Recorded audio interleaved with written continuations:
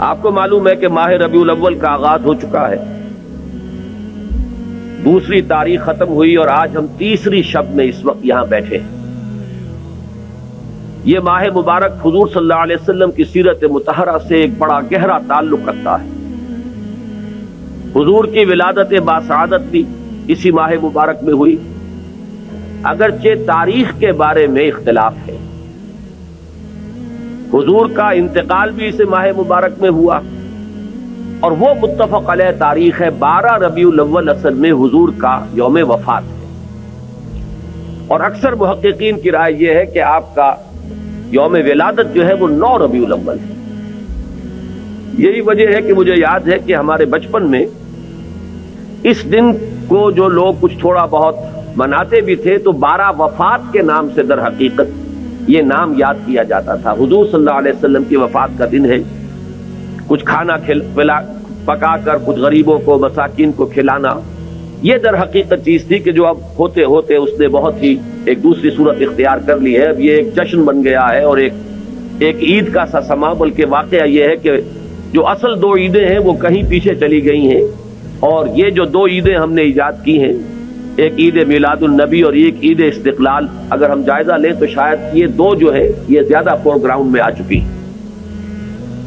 لیکن یہ کہ جہاں تک آپ کی ولادت اور آپ کے وفات کا اس ماہ مبارک میں ہونا ہے وہ ثابت ہے۔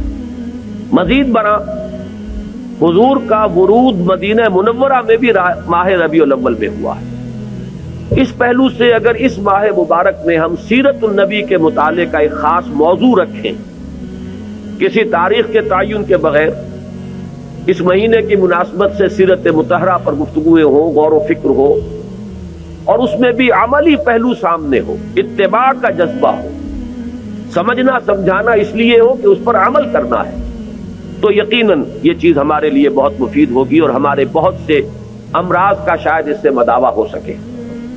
یاخذون بسنتہ ویقتدون بامرہ ثم انہا تخلف من بعدہم خلوف۔ پھر ہمیشہ یہ ہوتا، ہر نبی کا جاننے والوں میں، پہچاننے والوں میں، ماننے والوں میں ہوا ہے، امت محمد بھی مستثنیٰ نہیں ہے۔ یقولون ما لا یفعلون ویفعلون ما لا یؤمرون۔ یہاں نوٹ کیجئے کہ وہ کہتے وہ تھے جو کرتے نہیں تھے، اور کرتے وہ تھے جس کا حکم نہیں۔ عید میلاد النبی کیا حضور کا حکم ہے؟ کیا اس کا کوئی ثبوت صحابہ سے ہے؟ کیا ہم صحابہ کے مقابلے میں حضور سے زیادہ محبت کرتے ہیں؟ لیکن تھا کہ معاملہ ما لا یؤمرون، جس چیز کا حکم ہوا نہیں اس پر عمل ہو رہا۔ یہ ہے در حقیقت رسم پرستی، اور رسم کے اندر پھر اضافہ ہوتے چلا جانا، اس پر ردے پر چڑھتے چلے جانا جو ہے، یہ دوسرا سبب ہے۔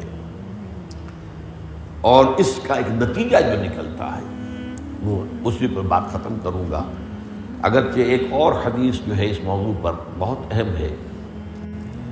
نتیجہ کیا نکلتا ہے؟ جہاں بدعت آئے گی سنت رخصت ہو جائے گی۔ اب نماز جنازہ کی وہ اہمیت نہیں ہوگی، نہ نماز جنازہ یاد کرنی ہے، نہ دعا یاد کرنی ہے، کچھ پتہ نہیں، جا کے کھڑے ہو گئے ہیں، وضو بھی ہے کہ نہیں ہے، لیکن قرآن خوانی میں تو جانا ہی جانا۔ یہ کیوں ہوتا ہے؟ ورنہ یہ کہ نماز کی اہمیت ہوتی، نماز جنازہ کی، آپ اگرچہ عربی نہیں آتی لیکن ترجمہ تو اس دعا کا یاد کر لینا کوئی مشکل کام نہیں ہے، تاکہ کھڑے ہوں دل سے دعا مانگے۔ تو جہاں بدعت آئے گی وہاں سنت جو ہے اس کی حیثیت کم ہو جائے گی، اس کا استخفاف ہوگا یا غائب ہو جائے گا۔